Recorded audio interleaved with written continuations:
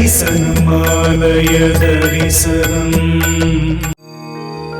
ஆலய தரிசனம். அருள்மிகு ஆதிபராசக்தி அம்மன் திருக்கோவில், ஜெய்நகர், அரும்பாக்கம், சென்னை. தமிழகத்தின் தலைநகராம் சென்னை மாநகரத்தில் அரும்பாக்கத்தில் ஜெய்நகர் என்னும் இடத்தில் அமைந்திருக்கும் திருக்கோவில்தான் அருள்மிகு ஆதிபராசக்தி அம்மன் திருக்கோவில்.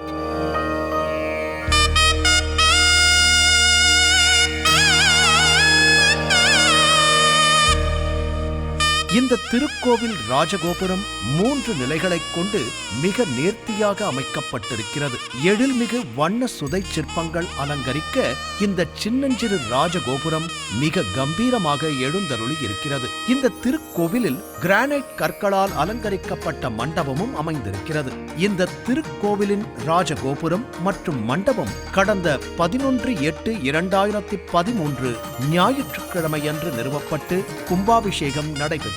இந்த திருக்கோவிலில் மூலவராக அருள்மிகு ஆதிபராசக்தி அம்மன் எழுந்தருளி பக்தர்களுக்கு அருளாசி வழங்கி வருகிறார். இவரை சிரசு அம்மன் என்றும் அழைக்கிறார்கள். திருக்கோவிலின் முக மண்டப நுழைவாயிலில் வலதுபுறம் ஸ்ரீ பால கணபதியும் இடதுபுறத்தில் ஸ்ரீ பால முருகனும் அமைந்துள்ளனர். திருக்கோவிலின் கோஷ்டத்தில் ஸ்ரீ நர்தன கணபதி, ஸ்ரீ நாகேஸ்வரி, ஸ்ரீ வைஷ்ணவி, ஸ்ரீ பிராமி, அஷ்டபுஜ துர்க்கை ஆகியவர்கள் மூர்த்திகளாக அமைந்திருக்கிறார்கள். வாயு மூலை என அழைக்கப்படும் வடமேற்கில் திருக்கோவிலின் தல விருட்சமாக அரச மரம் மற்றும் வேம்பு மரம் அமைந்திருக்கிறது. இந்த மரங்களின் கீழ் விநாயகர் பிரதிஷ்டை செய்யப்பட்டிருக்கிறார். அவருடன் நாகலிங்கங்கள் அமைக்கப்பட்டுள்ளன. ஈசான மூலை எனப்படும் தென்கிழக்கு மூலையில் ஆதி அம்மன் சுதை பிம்பமாக அமைக்கப்பட்டிருக்கிறார். இந்த திருக்கோவிலில் நவக்கிரக சன்னதி அமைக்கப்பட்டிருக்கிறது. ஆலய மண்டப தூண்களில் அமையப் பெற்றிருக்கும் அம்மன் விக்கிரகங்களை பார்த்தோமேயானால் சுதை சிற்பங்களாக அஷ்டலட்சுமி, ஆதிலட்சுமி, விஜயலட்சுமி, ஐஸ்வர்யலட்சுமி, வீரலட்சுமி, கஜலட்சுமி, சந்தானலட்சுமி, வித்யாலட்சுமி, தனலட்சுமி, சப்தமாந்தர்கள், பிராமி, மகேஸ்வரி, வைஷ்ணவி, கௌமாரி, வாராகி, சாமுண்டி, இந்திராணி என அனைத்து அம்மன் திருவுருவங்கள் அமைக்கப்பட்டிருக்கின்றன. இன்னும் இச்சாசக்தி, ஞானசக்தி, கிரியாசக்தி, மனோன்மணி, அபிராமி, ஸ்ரீ லட்சுமி, ஆதி அம்மன் என சுதை சிற்பங்களாக அமைந்திருக்கிறார்கள். கோஷ்டத்தில் தென் திசை பார்த்து பிரத்யங்கரா தேவியும் பிரதிஷ்டை செய்யப்பட்டுள்ளார்கள்.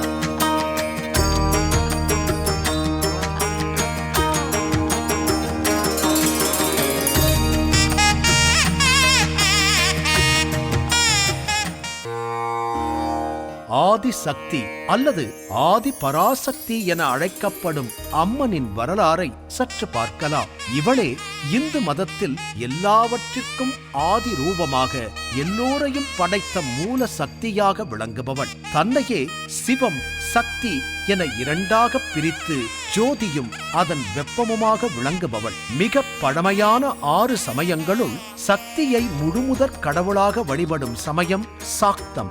அன்னை வழிபாட்டின் மிக பெரும் எல்லையை கடந்துள்ள சக்தி வழிபாடு அது. அகில அண்டம் அனைத்திற்குமே ஆதி சக்திதான் அன்னை என்று சொல்லப்படுகிறது. இதனால் அகிலாண்டேஸ்வரி என்று ஆதிசக்தி அழைக்கப்படுகிறார். முப்பெரும் தேவியரான கலைமகள், அலைமகள், மலைமகள் ஆகியோர் ஆதிசக்தியின் அம்சமாகவே குறிப்பிடப்படுகின்றனர். இப்படி சிறப்புமிக்க அம்மன் ஆதிபராசக்தி, உமையம்மை என 1000ற்கும் மேற்பட்ட பெயர்களால் அழைக்கப்படுகிறார். ஆதிபராசக்தி அம்மனின் அவதாரங்களில் சிலவற்றை பார்க்கலாம். பிரம்மாவின் மானசீக குமாரனான பிரஜாபதி தட்சனின் புதல்வியாக பூமியில் பிறந்தார். இவர் தாட்சாயணி என்றும் சதி தேவி என்றும் அழைக்கப்படுகிறார். சிவபெருமான் மீது காதல் கொண்டு பிரஜாபதியின் விருப்பத்தினையும் மீறி சிவபெருமானை திருமணம் செய்து கொண்டார். தனது தந்தையான பிரம்மதேவரின் 5 தலைகளுள் ஒன்றை கொய்து 4 தலைகளாக மாற்றிய சிவபெருமான் மீது தட்ச பிரஜாபதி கோபம் கொண்டிருந்தார். எனவே சதி தேவியார் சிவபெருமானை திருமணம் செய்தது கண்டு வெகுண்ட தட்சன் சிவபெருமானுக்கும் சதி தேவிக்கும் அழைப்பு விடுக்காமல் யாகம் ஒன்றை செய்தார். அங்கு அழைப்பின்றி வந்த சதி தேவியின் முன்னால் சிவபெருமானை தட்சன் அவமானம் செய்தமையால் சதி தேவியார் யாக குண்டத்திலே விழுந்து மறைந்தார். அதனால் தட்சனை அழிக்க சிவபெருமான் தன் ஜடாமுடியிலிருந்து வீரபத்ரனை தோற்றுவித்தார். அக்னியில் விழுந்த பதிவிரதையான தாட்சாயணியின் சரீரத்தை ஒரு துளியும் அக்னியால் உருகுலைக்க முடியவில்லை. எனவே அக்னி தேவன் அந்த கரிக்கட்டையாக மாறியிருந்த உடலை சுமந்து ஈசனிடம் ஒப்படைத்தார். சிவனோ அதனை தன் கழுத்தில் ஏந்தி ருத்ரதாண்டவம் ஆடினார். அப்பொழுது அண்டமெல்லாம் நடுங்கியது. ஆனாலும் ஈசன் தன் தாண்டவத்தை நிறுத்தவில்லை. இந்த அண்டத்தை காத்திட தேவர்கள் முனிவர்களின் வேண்டுதலை ஏற்று திருமால் தனது சக்ராயுதத்தை ஏவி சக்தியின் உடலை பல துண்டுகளாக அறுத்து புவியெங்கும் விழச் செய்தார். அன்னையின் அந்த அறுபட்ட உடல் 51 இடங்களில் விழுந்தது. அவைகளே சக்தி பீடங்கள் என்று அழைக்கப்படுகின்றன. பார்வதி, தாட்சாயணி, காளி, எல்லையம்மா, மாரியம்மா, ரேணுகாதேவி, துர்க்கை, அங்காள பரமேஸ்வரி, சாமுண்டி, பகவதி உள்ளிட்டவை சக்தியின் அவதாரங்களாக கருதப்படுகின்றன. எல்லாமுமான சிவத்தையே சிருஷ்டித்து தனது வல்லமையை அளித்து இயங்கச் செய்வதால் இவளை சக்தி என்று 3 லோகமும் போற்றுகிறது. சிவபெருமானுக்கு மீண்டும் வல்லமை அளித்து அவரோடு இணைய ஆதிசக்தி மீண்டும் பூமியில் பர்வதராஜன் மைனாகுமாரி தம்பதிகளுக்கு மகளாக பிறந்தார். இவர் பார்வதி தேவி என்று அறியப்படுகிறார். மிக கடுமையாக தவம் இருந்து யோக சக்திகளை பெற்று சிவனை மணந்தார். சிவன் பார்வதி தம்பதியரின் முதல் குழந்தையாக விநாயகர் அறியப்படுகிறார். கயிலை மானசரோவரில் பார்வதி தேவியார் குளிக்கச் செல்லும் பொழுது மானசீகமாக ஒரு குழந்தையை உருவாக்கி காவலுக்கு வைத்தார். அங்கு வந்த சிவபெருமானை தந்தை என அறியாது அந்த குழந்தை சண்டையிட சிவன் அந்த குழந்தையின் தலையை கொய்தார். பின் பார்வதியின் விஸ்வரூபம் ஆதிபராசக்தியாய், அங்காள பரமேஸ்வரியாய், நவதுர்க்கையாய், தசமகா வித்யாவாய் சிவபெருமானோடு போர் புரிந்து அண்ட சராச்சரத்தையும் சுட்டரிக்க தேவியின் கோபக் கனலை சாந்தப்படுத்த எண்ணிய ஈசன் தேவர்களிடம் முதலில் தென்படும் விலங்கின் தலையை கொண்டு வரும்படி ஆணையிட்டார். சிவபூத கணங்களும் தேவர்களும் வடக்கு நோக்கி தலை வைத்து படுத்திருந்த யானை தலையை கொண்டு வந்தனர். சிவபெருமான் அதை அந்த குழந்தைக்கு அளித்து உயிர்ப்பித்தார். அதனால் ஆனைமுகன் என்று பெயர் பெற்றார். சிவகணங்களின் அதிபதியாக ஆனைமுகன் விளங்கியமையால் கணபதி என்றும் அறியப்படுகிறார்.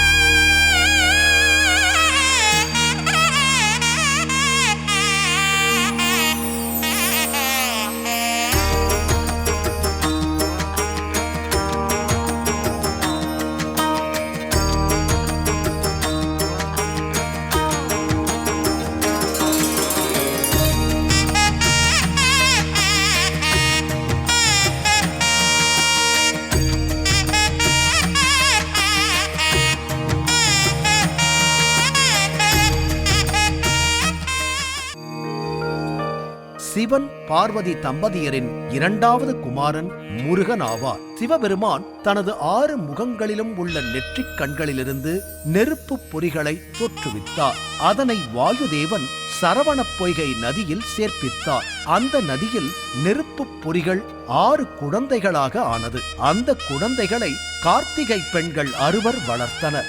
அன்னையாகிய பார்வதி தேவி அந்த 6 குழந்தைகளை அணைத்த பொழுது 6 முகமும் 12 கரமும் கொண்ட குமாரனாக அந்த குழந்தை ஒன்றிணைந்தது. 6 முகங்களை உடையதால் 6 முகம் என்றும், கார்த்திகை பெண்கள் வளர்த்தமையால் கார்த்திகேயன் என்றும், அன்னை ஆதிபராசக்தியிடமிருந்து சக்தி வேலை பெற்றதனால் சக்தி வடிவேலன் என்றும், அழகான குழந்தை என்பதால் முருகன் என்றும் அறியப்படுகிறார். சிவபெருமானும் பார்வதியும் கையிலையில் மனம் மகிழ்ந்திருந்த பொழுது கரடி ரூபம் கொண்டு கையிலை காடுகளில் மகிழ்ந்ததாகவும், அதனால் சிவரூபமான ஜாம்பவான் பிறந்ததாகவும் கூறப்படுகிறது. மீனாட்சி இவள் பாண்டிய மாமன்னன் மலையத்வஜன் மற்றும் காஞ்சனமாலை தம்பதியரின் மகளும் சிவபெருமானின் உருவமான சுந்தரேசரின் மனைவியும் ஆவார். இவர் தடாதகை பிராட்டி எனவும் அறியப்படுகிறார். இவர் மிகுந்த வீரம் கொண்டவராகவும், தந்தையின் இறப்பிற்கு பிறகு பாண்டிய நாட்டிலிருந்து படை திரட்டி கையிலை வரை சென்று வென்றதாகவும் திருவிளையாடல் புராணம் கூறுகிறது. கையிலையில் சிவபெருமானைக் கண்டு வெட்கம் கொண்டு பெண் நிலையை அடைந்ததால் சிவபெருமானையே சுந்தரேஸ்வரராக திருமணம் செய்து கொண்டதாகவும் கூறப்பட்டுள்ளது. ஆதி சக்தியின் சகோதரனாக திருமால் போற்றப்படுகிறார். சிவபெருமானின் முதல் தொண்டனான நந்திதேவர் ஆதிசக்தியின் மகனுக்கு இணையானவராக கூறப்படுகிறார். இமவானின் மகளான கங்காதேவி ஆதிசக்தியின் சகோதரியாக கருதப்படுகிறார். புரட்டாசி மாதத்தில் சூரியன் கன்னி ராசியில் சஞ்சரிக்கும் காலத்தில் சக்தி தேவியை குறித்து அனுஷ்டிக்கப்படும் விழா நாட்களே நவராத்திரி எனப்படுகிறது. இது தட்சிணாயன காலமாகும். இந்த காலம் தேவர்களுக்கு ராத்காலமாகும். உத்தராயணத்தில் வசந்த நவராத்திரியும், தட்சிணாயன காலத்தில் சாரதா நவராத்திரியும் தேவியை பூஜிக்க சிறந்த காலமாகும். இவை இரண்டிலும் புரட்டாசி மாதத்தில் வரும் சாரதா நவராத்திரியையே நாம் எல்லோரும் கைக்கொள்ளுகின்றோம்.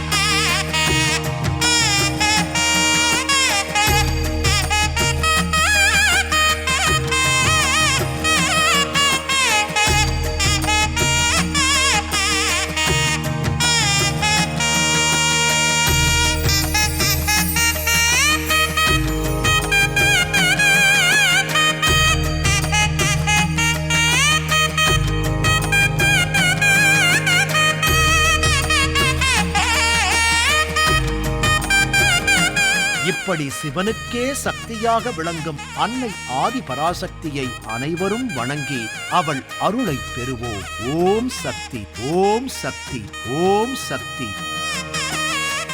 இது போன்ற ஆன்மீக வீடியோக்களை தொடர்ந்து பார்க்க கடவுள் டிவி யூடியூப் சேனலை சப்ஸ்கிரைப் பண்ணுங்க.